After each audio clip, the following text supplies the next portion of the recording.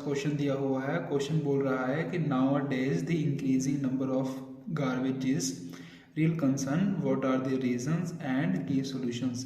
जो आज की क्लास होगी ये आपके इंट्रोडक्शन पे बेस्ड होगी, क्योंकि मोस्ट ऑफ द स्टूडेंट्स जो होते हैं एटलीस्ट 50 to 60% स्टूडेंट्स को इंट्रोडक्शन ही नहीं पता कैसे लिखी जाती है। Most of the coaching classes या इंस्टीट्यूट्स में यही बताया जाता है कि आपको इंट्रोडक्शन में आपका जो स्टेटमेंट दी हुई है उसके रिगार्डिंग कोई बैकग्राउंड बताना है, कि उसके रिगार्डिंग कोई बैकग्राउंड स्टेटमेंट देनी है।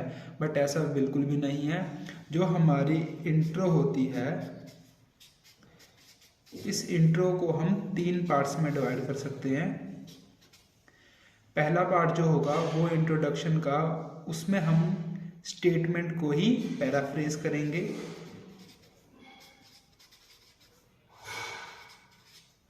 सेकंड जो पार्ट होगा उसमें हम हमारा जो स्टेटमेंट है, फॉर एग्जांपल लाइक यहाँ पे रीजंस हैं एज वेल एज सॉल्यूशंस हैं, इनके बारे में थोड़ा बताएंगे कि क्या रीज़न हो सकता है और सॉल्यूशन हो सकता है। हल्की सी एक झलक बताएंगे कि हमारे आने वाले ऐसे में हम क्या एक्सपेक्ट कर सकते हैं, एग्जामिनर क्या एक्सपेक्ट कर सकता है आने वाले हमारे मेन बॉडी पैराग्राफ्स में। तो उसके बारे में हम थोड़ा सा बताएंगे, ठीक है, कि आने वाले हमारा ओपिनियन क्या होगा, ठीक है, ओपिनियन एज वेल एज हमारा जो एग्जामिनर है वो क्या एक्सपेक्ट करेगा, हमारा ऐसे किस पे बेस्ड होगा। क्योंकि मैंने मोस्ट ऑफ दी एसेस में जो पढ़ा है स्टूडेंट्स का, उसमें स्टूडेंट्स अपना पॉइंट क्लियर नहीं करते, ठीक है। तो आप बोल सकते हो आपका पॉइंट क्लियरिटी होनी बहुत ज़रूरी है कि आपका आने वाला जो मेन बॉडी पैराग्राफ्स होंगे उनमें क्या स्टैंड होगा, आपका क्या स्ट्रक्चर होगा, ओके। और लास्ट में आप अपना ओपिनियन दे सकते हो, थोड़ा सा ओपिनियन अगर आप चाहो दे सकते हो। अगर पूछा गया है फिर तो देना ही होगा, अगर नहीं भी पूछा गया तो आप थोड़ा सा अपने बारे में बता सकते हो कि ऐसा होना चाहिए, ऐसा हो सकता है। क्योंकि देखो इसमें जो रीजंस हैं वो रीजंस आप यहाँ पे पॉइंट क्लैरिटी में लिखोगे, और जो ओपिनियन में आप सोल्यूशन लिख सकते हो, ठीक है। तो आप ये आप इस राइटिंग को ऐसे स्टार्ट कर सकते हो। पैराफ्रेज करने का मतलब ये होता है, जो हमारा फर्स्ट पॉइंट है पैराफ्रेज, इसका मतलब ये है कि जो हमारी गिवन स्टेटमेंट है उस स्टेटमेंट को ही हमें अल्टर करना है। अल्टर मतलब थोड़ा सा चेंज करना है, उसी सेम स्टेटमेंट को थोड़ा सा चेंज करके हमें लिख देना है। हमें इसको थोड़ा सा लाइक फॉर एग्जांपल हम क्या करेंगे, हम जैसे यहाँ पे हमारे पास इंक्रीजिंग है, now days the increasing number, हम उसको थोड़ा सा चेंज करके लिख देंगे। लाइक ये एक्टिव में है, थोड़ा पैसिव में बना देंगे। जहाँ जहाँ पे हमारे वर्ड जैसे इंक्रीजिंग है वहाँ पे हम उसका सिनोनिम्स यूज़ कर सकते हैं। लाइक इंक्रीजिंग का सिनोनिम अपलिफ्टिंग हो सकता है, या अपलिफ्टमेंट हो सकता है, रेजिंग कंसर्न हो सकता है।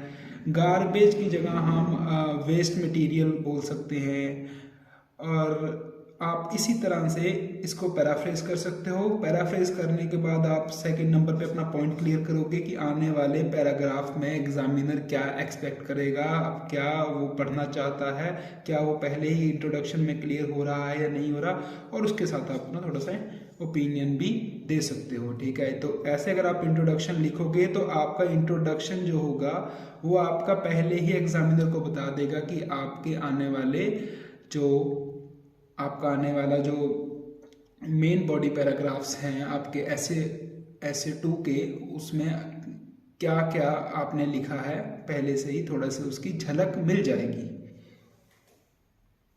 जैसे कि मैंने आपको पीछे बताया था कि हमारा इंट्रोडक्शन कैसे होना चाहिए। हमारा इंट्रोडक्शन ज़रूरत नहीं है कि हमें स्टेटमेंट या बैकग्राउंड लिखना हो हमारी स्टेटमेंट का। देखिए मैंने क्या करा है, मैंने हमारी जो मेरे पास सिमिलर जो स्टेटमेंट दी हुई थी मैंने उसी को ही पैराफ्रेज कर दिया है। आप पढ़ सकते हैं, a substantial increase in waste products is causing serious health issues and emerging as a challenge. देखो उसी को मैंने पैराफ्रेज कर दिया है। उसके आगे देखो मैंने बताया था कि हमें अपना बताना होगा हमारे इंट्रोडक्शन में कि हमारे जो BP1 और BP2 हो उसमें क्या एक्सपेक्ट करे एक एग्जामिनर, उसको क्या मिलेगा आगे पढ़ते हुए। तो हमने पहले ही इस चीज़ को मेंशन कर दिया है कि out of many reasons two can be the lack of awareness about recycling garbage and growth in the population. ये हमारा सेकंड, आपको मैंने बताया था कि 3 पार्ट में होते हैं इंट्रोडक्शन, ये फर्स्ट पार्ट था, ये हमारा सेकंड पार्ट आ गया। अब देखो इसमें मैंने रीजंस को मैंने थर्ड पार्ट लिखा है कि हम क्या है, इसमें गवर्नमेंट कुछ एक्शन ले सकती है जिसकी वजह से इस इशू को सॉल्व किया जा सकता है। ये हमारा थर्ड पार्ट हो गया। तो ये है हमारी एक परफेक्ट इंट्रोडक्शन।